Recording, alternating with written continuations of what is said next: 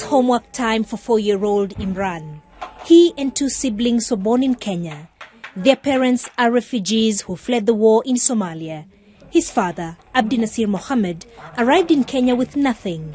But 22 years later, he can afford a modest living for his family.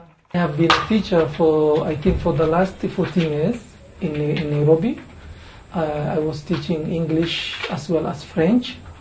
So I was getting my income.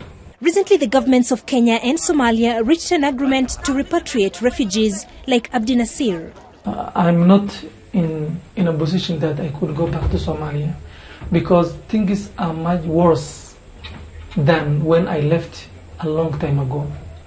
The government of Kenya says there are at least 50,000 registered refugees in urban centers in Kenya. Here in Nairobi, a majority of the refugees from Somalia have settled here in Eastleigh. Some of them have been here for more than 20 years.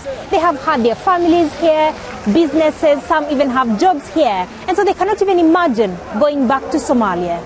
Somalia, there's no peace. Just yesterday was the suicide for the place for the UN. We are not going to refuse it, but still the problem is the same. World Refugee Day celebrations were held about 10 minutes drive from Eastleigh, but only a few of them attended the event. Here, the UN High Commission for Refugees assured that repatriation would be voluntary.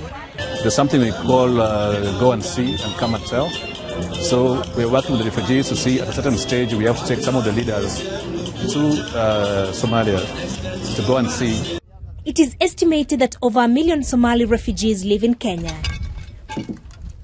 For Imran and his family, Nairobi was first a refuge. Now it's home. And Soy, BBC News, Nairobi.